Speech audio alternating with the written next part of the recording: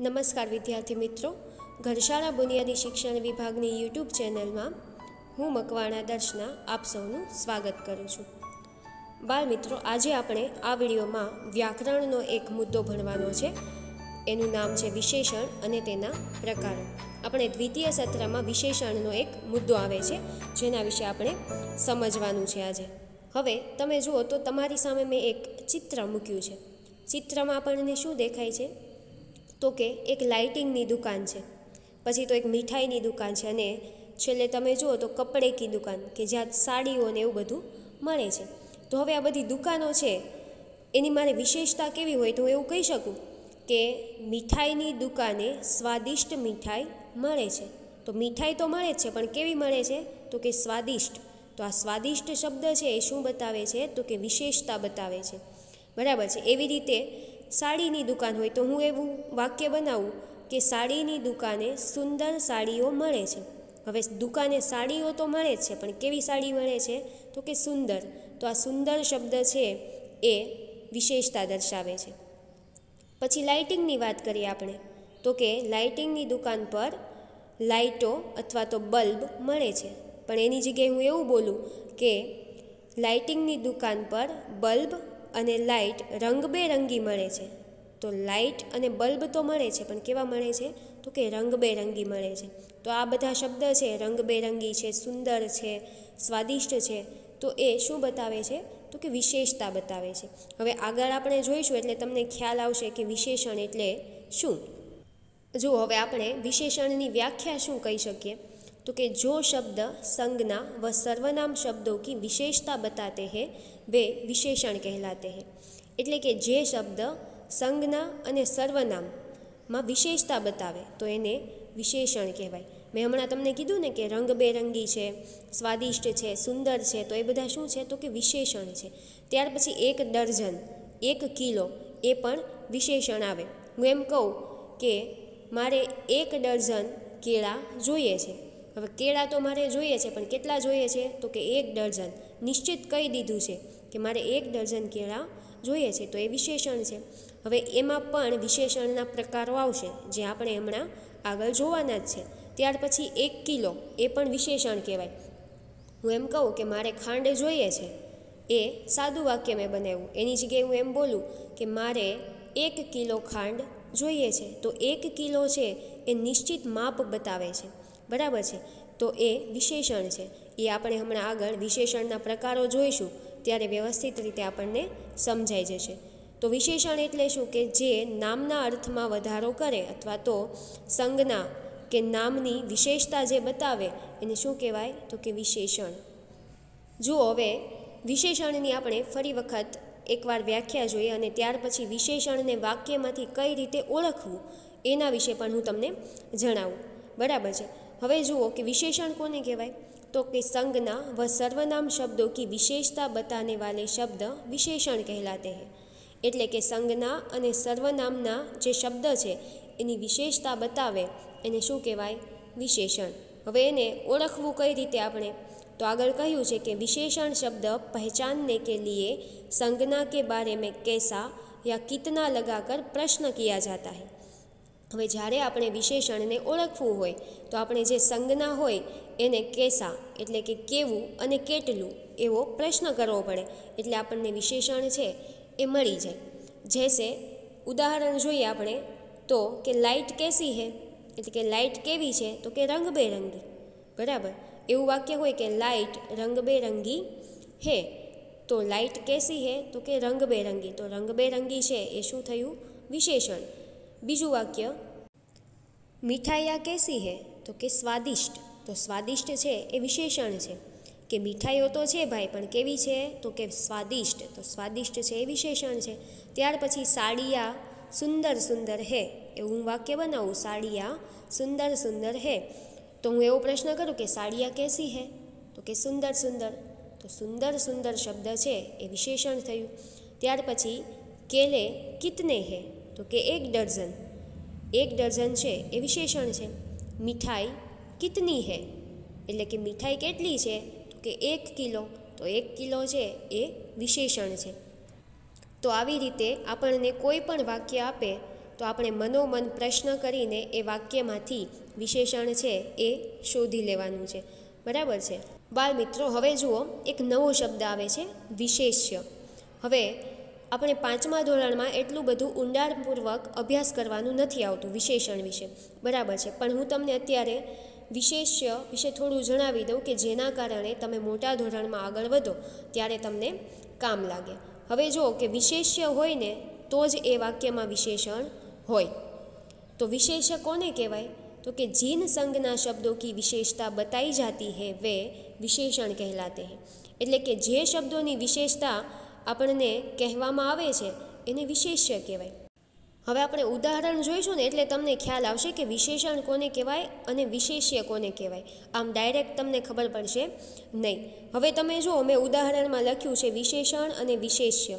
પછી વિશેષણમાં જુઓ રંગબેરંગી, વિશેષ્યમાં લાઇટે વ બલ્બ. વિશેષણમાં જુઓ તો સ્વાદિષ્ટ, સામે વિશેષ્યમાં મીઠાઈયા. વિશેષણમાં 1 ડઝન, સામે વિશેષ્યમાં તમે જુઓ તો કેલે. હવે તમે જુઓ તો આપણે વાક્ય એવું હતું કે લાઇટે વ બલ્બ રંગબેરંગી હે. હવે આપણે વિશેષતા કોની બતાવી અહીંયા? તો કે લાઇટની. તો લાઇટ છે એ વિશેષ્ય કહેવાય, પણ લાઇટ કેવી છે? તો કે રંગબેરંગી. તો રંગબેરંગી છે એ પાછું વિશેષણ કહેવાય. હવે બીજું વાક્ય એવું કે મીઠાઈયા સ્વાદિષ્ટ હે. હવે સ્વાદિષ્ટ શું છે? તો કે મીઠાઈ. તો મીઠાઈ છે એ વિશેષ્ય થયું, અને મીઠાઈ કેવી છે? તો કે સ્વાદિષ્ટ. તો એ વિશેષણ થયું.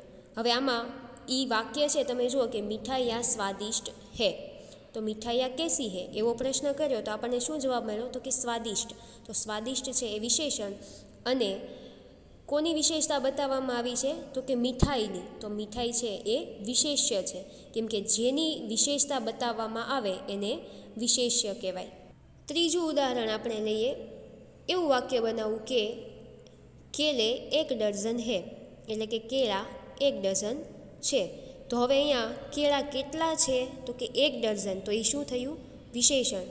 પણ અહીંયા આપણે આમ સ્પષ્ટ કરીએ કે 1 ડઝન શું છે? તો કે કેળા. તો એ શું કહેવાય? તો કે વિશેષ્ય. કેળા છે એ વિશેષ્ય છે અને 1 ડઝન છે એ વિશેષણ છે. તો આ તમારી જાણ ખાતર કે વિશેષ્ય કોને કહેવાય અને વિશેષણ કોને કહેવાય. હવે આગળ આપણે જોઈએ તો વિશેષણના 4 પ્રકાર પડે છે. આ તમે આગલા ધોરણમાં આવશો ને ત્યારે તમને વિશેષણ વિશે તમારે ભણવાનું આવશે, ત્યારે તમને અલગ ન લાગે, નવું નવું ન લાગે, બરાબર છે. એટલે આપણે 5મા ધોરણથી જ વિશેષણ છે એ થોડું થોડું શીખી લેવાનું છે. તો કે વિશેષણના 4 પ્રકાર છે: ગુણવાચક વિશેષણ, સંખ્યાવાચક વિશેષણ, પરિમાણવાચક વિશેષણ અને સાર્વનામિક વિશેષણ. હવે આની વ્યાખ્યા અને એના ઉદાહરણ આપણે જોઈએ. પહેલું છે ગુણવાચક વિશેષણ. વ્યાખ્યા શું છે એની? જો શબ્દ સંજ્ઞા व सर्वनाम शब्दों के गुण दोष अवस्था रूप रंग आकार आदि का बोध कराते हैं वे गुणवाचक विशेषण कहलाते हैं. એટલે કે જે શબ્દો નામ અથવા તો સર્વનામના ગુણ દોષ, એની અવસ્થા, ત્યાર પછી રૂપ અને રંગ કે આકાર વિશે આપણને જણાવે એને શું કહેવાય? તો કે ગુણવાચક વિશેષણ. ઉદાહરણ આપણે જોઈએ એટલે ખ્યાલ આવશે. તો બાળ મિત્રો, કેવા કેવા શબ્દ છે એ ગુણવાચક વિશેષણ કહેવાય? તો મેં અહીંયા તમારી સામે મૂક્યું છે કે પહેલું છે રૂપ રંગ, કે જેમાં વાક્યમાં તમે ગોરા, કાલા, સુંદર, કુરૂપ, સફેદ, પીલા આવા શબ્દ તમે જુઓ તો એ બધા રૂપ રંગને લગતા છે, તો એ ગુણવાચક વિશેષણ કહેવાય. જો રૂપ રંગ છે એ પણ એક ગુણ દર્શાવે છે. ત્યાર પછી ગુણ, તો કે કેવા આવે? મૂર્ખ, ચાલાક, ભોલા, ચંચલ આવા શબ્દ હોય તો એ પણ ગુણવાચક વિશેષણ. ઉદાહરણ તરીકે સોહમ ચાલાક લડકા હે. સોહમ ચાલાક લડકા હે, એમાં સોહમ લડકા હે પણ કેસા હે? તો કે ચાલાક. તો ચાલાક છે એ ગુણવાચક વિશેષણ થયું. ત્યાર પછી અવસ્થા છે, તો કે સ્વસ્થ, કમજોર, બીમાર, યુવા વગેરે શબ્દ આવી શકે. તો એ બધા શેમાં આવશે? ગુણવાચક વિશેષણમાં. ત્યાર પછી ઘણી વખત વાક્યમાં આકાર દર્શાવ્યા હોય, લંબા, બડા, ઊંચા, ગોલ, ચોકોર આદિ. ચોકોર એટલે ચોરસ. એવું વાક્ય હોય કે યહ સડક લંબી હે. યહ સડક લંબી હે એટલે કે આ રસ્તો લાંબો છે. તો રસ્તો તો છે પણ કેવો છે? તો કે લાંબો. તો લાંબો શબ્દ છે એ ગુણવાચક વિશેષણ થશે। ત્યાર પછી વિશેષણનો બીજો પ્રકાર છે સંખ્યાવાચક વિશેષણ। હવે અહીંયા નામ સાંભળીએ ત્યાં જ આપણને ખ્યાલ આવે કે સંખ્યાવાચક વિશેષણ તો એમાં કંઈક સંખ્યાની વાત હશે કે વાક્યમાં આપણને કંઈક સંખ્યા દર્શાવેલી હશે। જોઈએ આપણે વ્યાખ્યા। जो विशेषण संज्ञा व सर्वनाम की संख्या बताते हैं उन्हें संख्यावाचक विशेषण कहते हैं। એટલે કે જે વિશેષણ નામ અથવા સર્વનામમાં સંખ્યા બતાવે છે એને સંખ્યાવાચક વિશેષણ કહેવાય છે। હવે સંખ્યાવાચક વિશેષણના પાછા બે પ્રકાર પડે છે, જોઈએ આપણે। જુઓ તમે તો સંખ્યાવાચક વિશેષણના બે પ્રકાર પડે છે, એક તો નિશ્ચિત સંખ્યાવાચક અને બીજું છે અનિશ્ચિત સંખ્યાવાચક। હવે નિશ્ચિતમાં શું હોય તો કે તમને એમાં સંખ્યા છે એ ફિક્સ આપી દીધેલી હોય, તો કે ભાઈ 10 એટલે 10, 20 એટલે 20, એવી રીતે તમને સંખ્યા છે એ આપી દીધેલી હોય। જ્યારે અનિશ્ચિતમાં શું હોય તો કે સંખ્યા ન આપી હોય પણ એમ કહ્યું હોય આપણને કે કેટલાક છોકરાઓ મેદાનમાં રમે છે, કેટલાક છોકરાઓ મેદાનમાં રમે છે। હવે કેટલા છે એ આપણને નથી ખબર, 4 હોઈ શકે અને 5 હોઈ શકે। પછી આપણને એવું પણ કહે કે ટોપલીમાં થોડાક સફરજન પડ્યા છે, ટોપલીમાં થોડાક સફરજન પડ્યા છે। હવે કેટલા પડ્યા છે એ આપણને નથી કહ્યું, શું કહ્યું છે? થોડાક, એટલે એ 4-5 હોય અને 6-7 પણ હોય, નિશ્ચિત કહ્યું નથી। તો સંખ્યાવાચક વિશેષણના કેટલા પ્રકાર પડે છે તો કે બે, નિશ્ચિત સંખ્યાવાચક અને અનિશ્ચિત સંખ્યાવાચક। આગળ વિશેષણનો ત્રીજો પ્રકાર છે પરિમાણવાચક વિશેષણ। તો परिमाणवाचक विशेषण में शू होय तो कि जो विशेषण संज्ञा व सर्वनाम की मात्रा या परिमाण के विषय में बताते हैं उन्हें परिमाणवाचक विशेषण कहते हैं। परिमाणवाचक विशेषणों से किसी वस्तु की नाप या तोल का पता चलता है।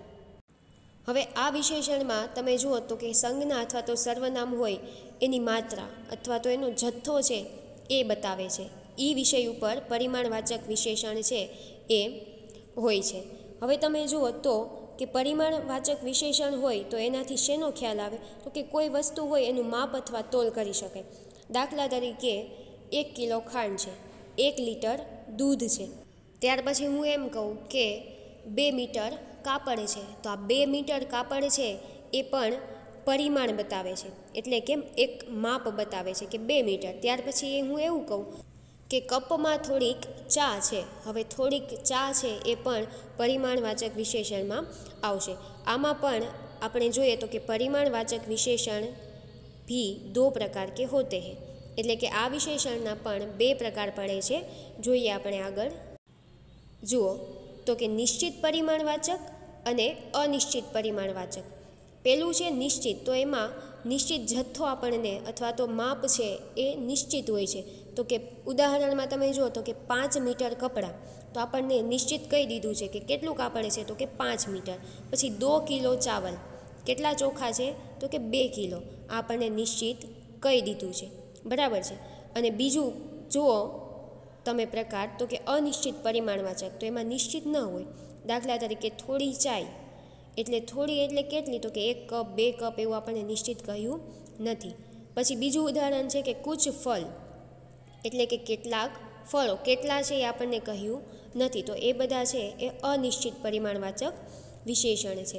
हवे तमने अहींया प्रश्न थाय कि 5 मीटर कपड़ा 2 किलो चावल तो ए संख्यावाचक न थई जाय? न थाय, केम के संख्यावाचक होय तो एमां खाली तमने संख्या ज दर्शावी होय, ज्यारे परिमाणवाचक विशेषण छे एमां तमे जुओ तो कि 5 मीटर कपड़ा, 5 मीटर ए शब्द बेव साथे होय, 2 किलो तो ए परिमाण दर्शावे छे कि जत्थो दर्शावे छे, बराबर है। एटले आ बेवमां तमारे खास ध्यान राखवानुं संख्यावाचक विशेषण अने परिमाणवाचक विशेषण में। त्यार पछी विशेषणनो चौथो प्रकार है सार्वनामिक विशेषण। तो एनी व्याख्या शुं छे तो कि जो सर्वनाम शब्द विशेषण के रूप में संज्ञा व सर्वनाम की विशेषता बताते हैं उन्हें सार्वनामिक विशेषण कहते हैं। एटले कि अहींया तमे जुओ तो कि कोई सर्वनाम होय, सर्वनाम कोने कहेवाय तो कि मेरा, तुम्हारा, उसका, ए बधा छे ए सर्वनाम छे। एटले आ विशेषणना प्रकार में तमे जुओ तो तमने कोई शब्द નહીં આપ્યો હોય પણ શબ્દની જગ્યાએ તમને એક સર્વનામ જ આપેલું હશે અને સર્વનામને આધારે સંજ્ઞા અને સર્વનામની વિશેષતા તમને દર્શાવી હશે. એ આપણે ઉદાહરણ જોઈશું એટલે તમને વધારે ખ્યાલ આવશે. જુઓ, ઉદાહરણમાં અહીંયા મેં તમારી સામે 2 વાક્ય મૂક્યા છે. યહ મેરા ઘર હે, બીજું છે વહ પુસ્તક તુમ્હારી હે. યહ મેરા ઘર હે. હવે તમે અહીંયા જુઓ તો વિશેષણના સ્વરૂપમાં સર્વનામ આવશે. યહ ઘર હે, પણ ઘર કોનું છે? તો કે મારું. યહ મેરા ઘર હે, તો યહ ઘર કિસકા હે? તો કે મેરા. તો અહીંયા મેરા શબ્દ છે એ સાર્વનામિક વિશેષણ દર્શાવે છે.